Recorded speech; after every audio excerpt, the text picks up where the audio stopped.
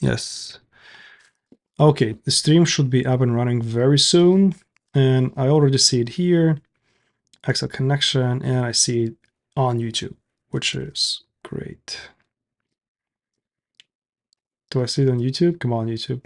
Go figure your stuff out. Come on, come on, come on, come on, come on. YouTube. Yeah. Okay, we see both streams running. That's good. And now we should be able to just go and start working on our thingy.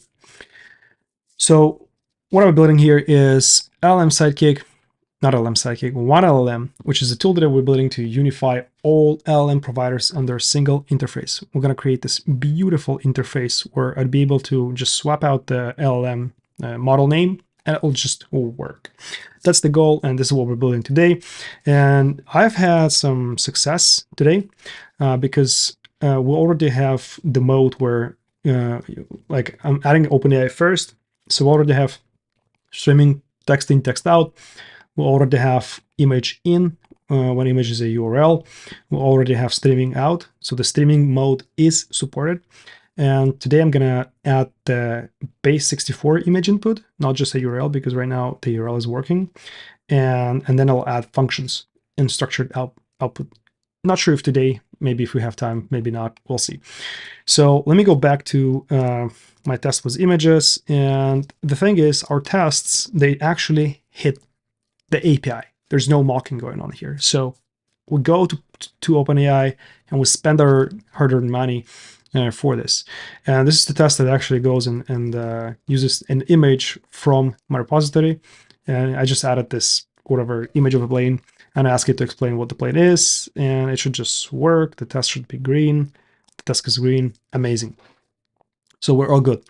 And now we need to add the second example with base 64 image. And I don't know if they have it here. I think they do, right? Maybe somewhere. Come on, guys. Do you have this example here? Why is this not scrolling? Base 64 encoding format. Okay. So no, this is not it. Base 64 image. Okay. So the image object is the URL. B64. Do I have the example? Base 64. Give me an example of an image with base 64. Audio delta, response format. This is weird. So when I see images, right? Let me find the example here. Create image. No, let's say completion. Let's say this one, right? And wait, what? API reference. I was thinking about this one. Okay, let me search for an image through this document. This is embarrassing text images. Okay, this is what I want to see. So this is the first example that we implemented. We already have this image URL. Okay, now base 64. Thank you. Okay, base 64. So same thing. Instead, we'll have this thing, right? Image URL as base 64 encoded. Okay, so I'll just give it this and ask the LLM to fix it because can you also add a test with base 64 encoded image?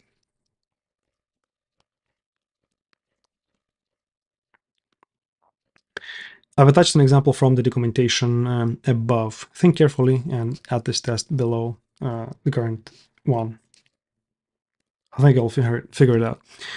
So I'm using my LLM Sidekick plugin and I'm using DeepSeek model through and through because it's fast, it's good, it's cheap. It didn't do what I wanted to do. So instead of using your custom-made base 64 image, can you just use the image from a repository? The image is here. It's like spec data, and then we have Delta Airlines. So the image is not actually here. What is it called? Okay, let me Delta. This is our image. The image is here. Yeah. So I wanted to just use this image, and then let's see. Man, why does it replace all the tests? That's a lot of tests. Okay, base 64 encode, find read. That's fine. not the best. I would say this is where the code quality is not the greatest. I would probably do something like this, right? So first of all, path name and then dear. Let me actually give it a hint. Maybe I'll figure it out. So maybe we'll figure it out. So let me just select this portion of the test and I'll tell it to use, hey, can you use path name like dear instead? Instead. And let's see what it comes up with. Not the greatest code, but yeah, fine. Because obviously I would expect joins to be through and through, right? So it would be something like ideal example, right? This is how a purist would write it, but yeah, that's fine. And then this, and then it would encode it, and then you don't need to read the file in the first place because you can do this, right? I mean, you still need to read the file, but there's a better interface. Yes, image path read. You don't need to do file read. So we have this path, and then we read it. I wonder if we need to read binary. I'm not sure that this would work, but we can just check that. So the way they do it in the documentation is just base64 image. And let me actually check that. How do, let's say, oh, I can use perplexity. How do I encode image to base64 in Ruby? Yes, thank you for correcting that. And we should be able to find a really quick example on how to do that. And I think string code, yes, RB, binary, I was correct. I think this is what we need to do here. Yeah, but that's relatively simple to do, I think. Now, I even added this example. Yeah. So image JPEG is incorrect. I think we need to infer the type of the image based on the MIME type of the image. So this is something that we also need to implement, and we can kind of do that. So actually, we need to read a binary image. We read an image in binary mode, right? So let's fix that. RB. I don't know. This is the interface. Let me see. Go definition. Read options. Whoa! I didn't even know that we have that. CSV. No, that's not that. I don't think this is the path name interface. Let me go path name read. Didn't have read. Oh man, this is like way deep in the Rails. It doesn't have read or open. File open. Yeah, just read file open. I don't think this is how you do it, but we can test it. Okay, that's fine. Now the last thing is it hard codes this JPEG thing. I mean, our library shouldn't actually do that because we're a relatively low-level interface for OpenAI API, so you have to provide the MIME type. I don't think that's our job to tell you how to do it. The library that we will build on top of this one was a beautiful interface. Sure, that one can. So now if I run this, obviously it fails. There's no spec providers data because it's not in the providers, right? It's parent and then join this. I think this is the location of our file, and now it should work. Oh my god, it did work. Surprising. Okay, let me actually check the output of the model. So what did it say? So if I say something like content to include, and let's say Delta or like airplane, yeah, let's try that. It did. Wow. Okay, that's good. That's good. That means that it kind of works. I mean, later I'll add something better than this, but this is good. So now our library supports this base64. To be honest, I didn't need to do anything. It just works. So that's good. And we're going to add this and we're going to update our test. I'll amend the commit message or the previous commit with this new change. And that's good. So now we have an example of completion API. So if I go to references, if I go to create chat completion, I have default image input, both URL and base64. And I have an example of streaming output, which is also working fine. And functions. Now we need to make sure that our library supports functions.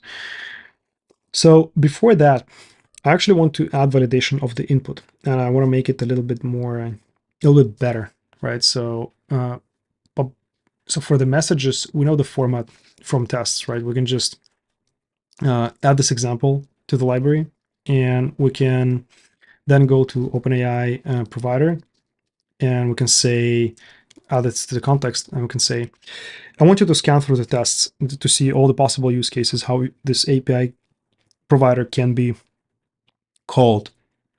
Well, no, not that. I want you to add validation to the OpenAPI provider and validate the messages, right? So I want you to go through the tests and all the test cases that we have, scan and examples to figure out what's allowed and what's not as an input. And then I want you to add validations to the OpenAI provider. Think very carefully. Okay, again, this is something that I'm okay to use LLMs for, because like we already have an examples. All we need to do is just throw a bunch of errors if the API or if the provided data doesn't match the expected format and stuff like that. And this is good, this is good. I'll then, now that we have tests, it's just easy to rerun. I can just rerun the tests and see if it fails or not. So we're gonna do that. So we actually added a bunch of tests, which is interesting.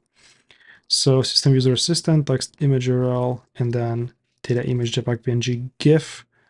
I'm not sure that this is the full list. I think WebM is also supported. Let me see, image, text images. So what do we support?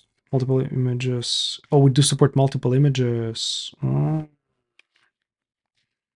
Okay. Low half of them images understanding. So how do we support multiple images? Text, image. That's fine.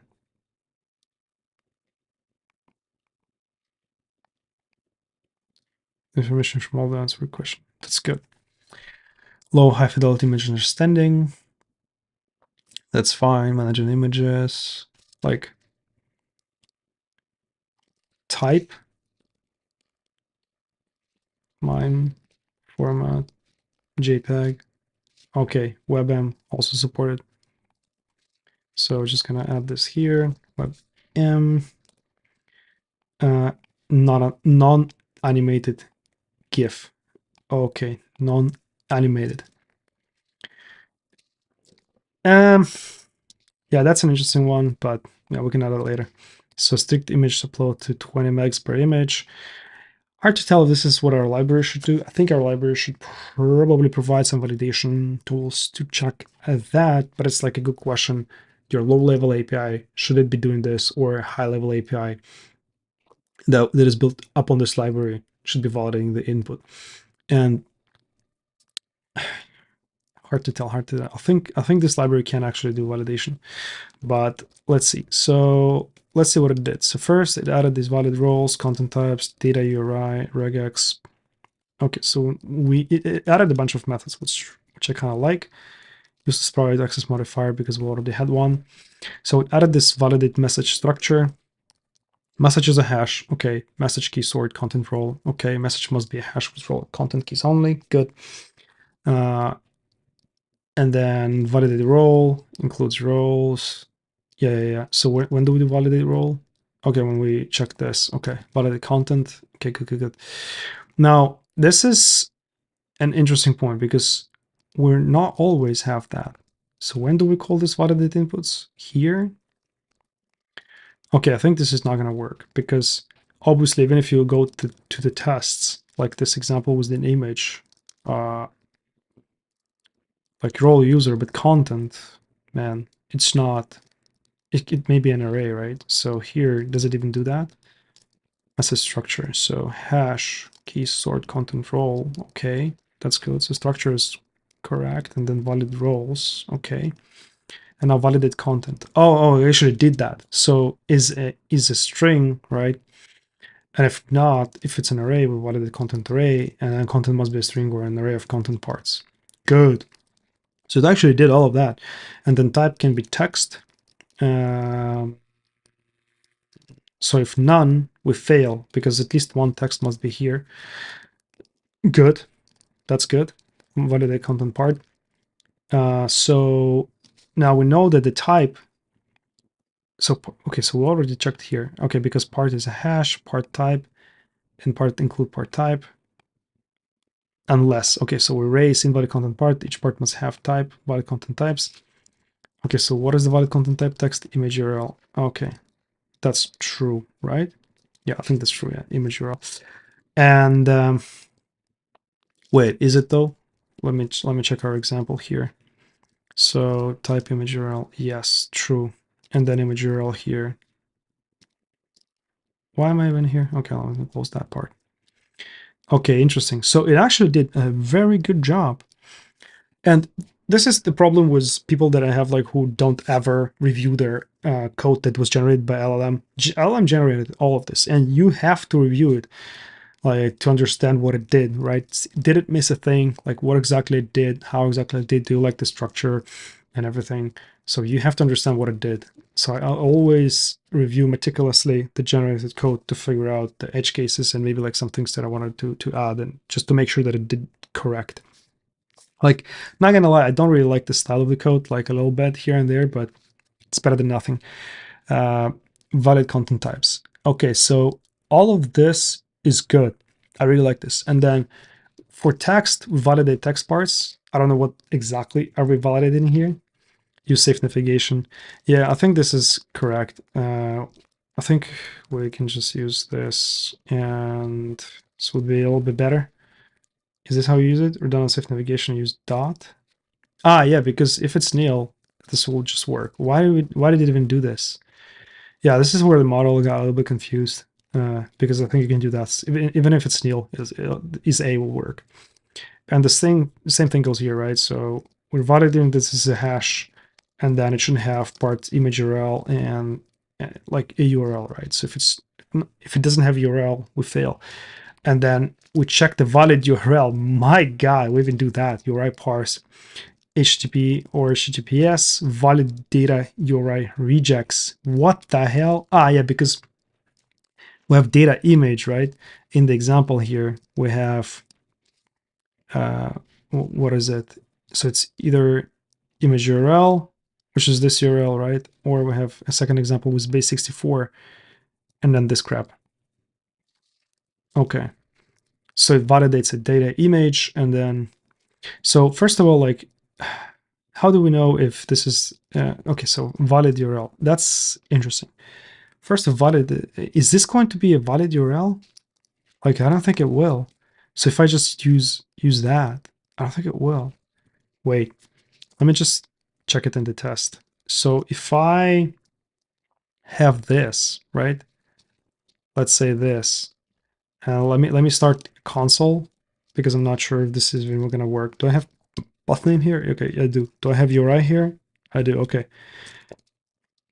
So we're going to load this file. It's beautiful, beautiful file. And we're going to do it with base64 strict. Or do I even have that? Yeah, I think I need that for full example. But we're gonna cheat a little bit. So we're gonna say path name. I think dir is not gonna work here, right? Dir is not, should be defined here. Oh, it actually defined. Okay, so in this case, I'm gonna just modify this file a little bit. So it's gonna be in spec here, and then now I can use it here, and then I can just YOLO read the file here. Initialize constants base64 require base 64. I need to require that before I use it. Okay, that's good.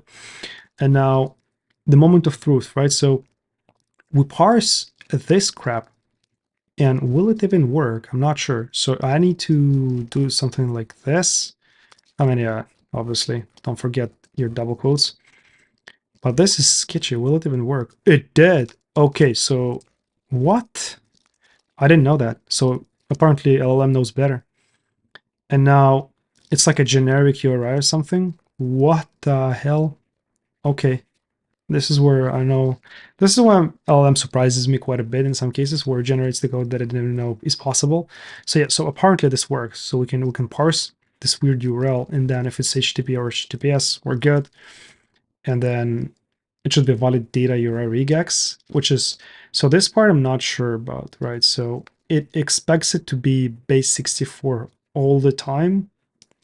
And I don't think that this is the case. So if I go to our example, in one example, it's base 64. In another example, it's just a URL, right? This is just a URL, HTTPS thing. And, oh, but we're checking is a or. Oh, okay. So this is like a low key check, right? Because it's or. If either of these is true, we just skip, right? So if it's HTTP URL or HTTPS or valid data regex URL, which is our base 64. Man, this is clever. Like AI just did that. I like DeepSeek for this. And basically what we're doing here is we're returning false, and then if valid URL not, we're like bam or data URI, okay? And for data URI, I actually wanted to give it an example. We'll update the messages later. That's fine. At this point, I'm quite satisfied with what I see. So if we go to the test, it actually updated some tests, right? No? Yeah, it did update some tests, and I see that because yeah. So reserve for invalid message format. Let's run this test. It's green. Okay. So what is invalid message format? Role user. Okay. It raises error for invalid role. Yeah. So yeah, I would like you to come up with a better name for this, but eraser for individual message for and we're gonna say invalid message structure is a better way to put it. Now this one is also green. This one is green. Good. This one is not green. Okay, so first, let me see. So here, let me read through them. Invalid role, yes. Invalid content type, yeah, which should be string. Okay, reserve for invalid content array. So this one, content type invalid, and it fails, but it fails for a different reason, right? So it fails with an error. Argument error is expected, but we're giving it content array must contain at least one text part. Okay, we're giving it a different error. That's fine. We can then fix it. Okay, so this is all good. Like raises error for invalid image URL, and then this is just some crap. That's a lot of edge cases, not gonna lie. So I'm gonna run all the tests. I'll give it the test results, and I'll ask it to fix things that it needs to fix. And before I do this, I'll just create this draft commit. I'll say validate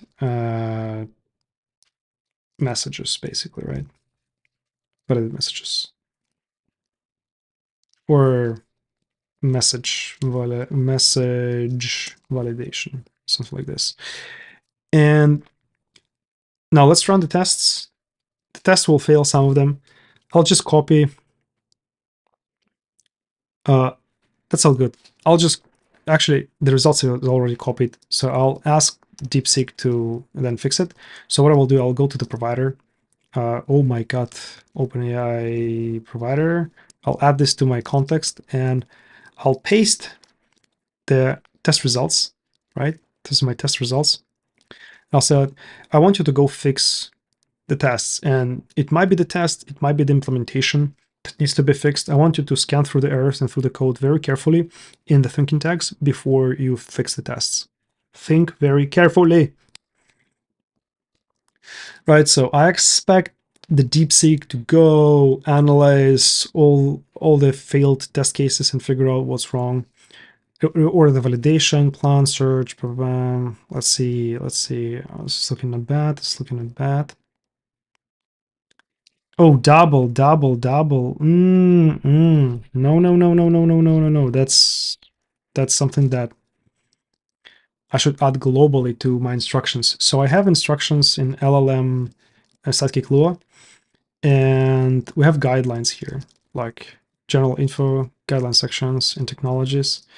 And the thing about guidelines is that in AppMD,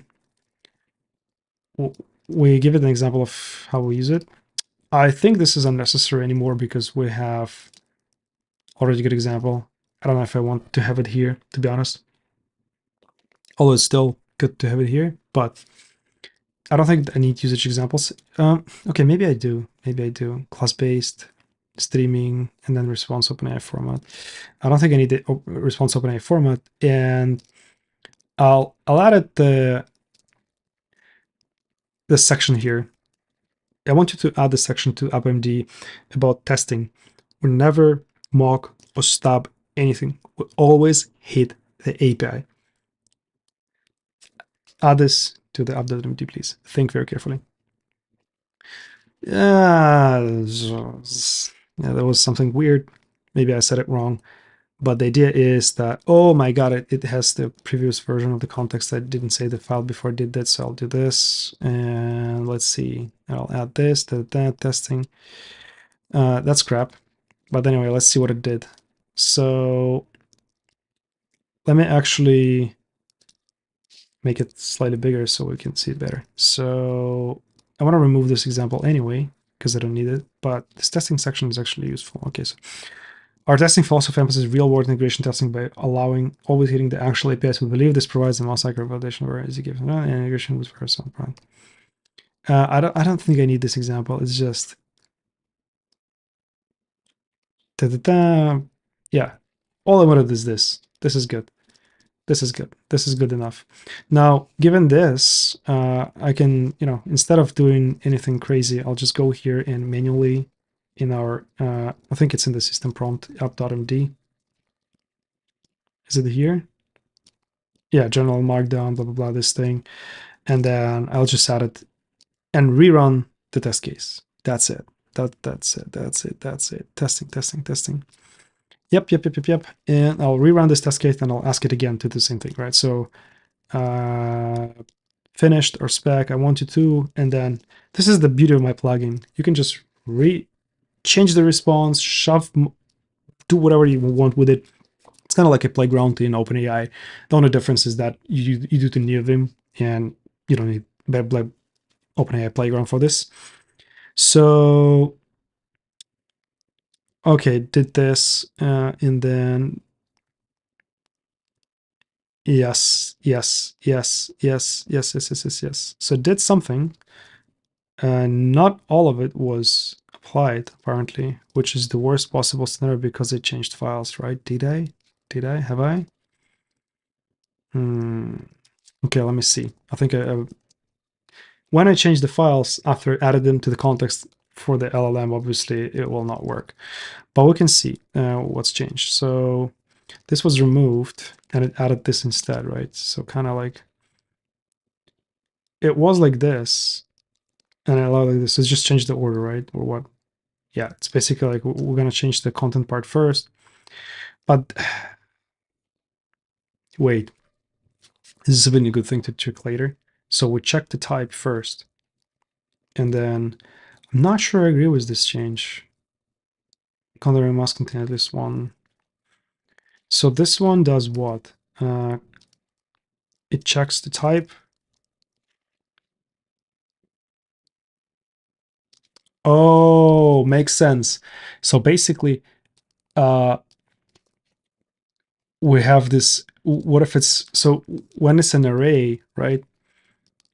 We check content part first, which is our type, and validate that the type is what we want. And then if all is good, then we go. And then if none is text, then content array must contain at least one. Okay. This is good. Not sure if I want, like, the order doesn't really matter. Maybe we should just fix test. That's interesting. I think it doesn't really matter. Like, the previous version was totally fine by me, right? So we first check if none of them has text, then we fail. And then this was just a problematic test, I guess. Here we changed the difference, but it's just, whatever. Matter of taste, I guess. So I will actually go back and before I do this, let me check the test that failed 1.md. Let me just paste them here. 10, 10. Come on, 10, 10, 10. Yeah, the failed tests. So the first one was this one. Each part must have text, and we failed with a different error. Image URL. Each part must have type, text image URL.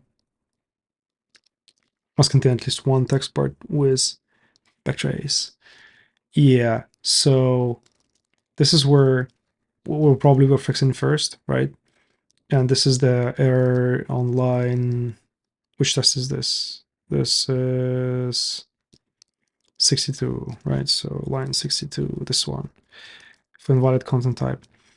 And let me add to do here.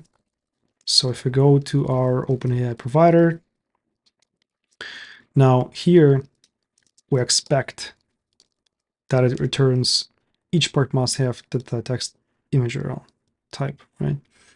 But because the type is invalid, it checks it first, right? Wait, what exactly is happening here? Valid content part, valid model, message for all user content, type, save text image, content array must contain at least one text part, specs trace. Yeah, we have competing problems here. It's a content array, line 11. Yeah, this one. Yeah, and to be honest, it's probably because they're contradicting, right? So we check that one of them must be a text. And I actually think that what AI did here maybe is better, because we make sure that we have all is valid content type and everything, and then we do this. Okay, maybe it makes a little bit more sense, and maybe I was wrong. Let me run the last example. Yeah, now it's green. And before I do this, let's run all the examples again, and let's see what we have right now. So I'm gonna run the whole file.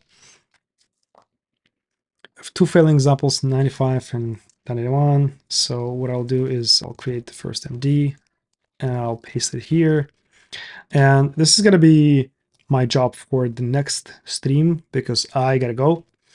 If you liked it, obviously follow, subscribe, and I will see you in the next one. Bye. How do I stop the stream? I don't think I have a button for that, so I'll just manually click it.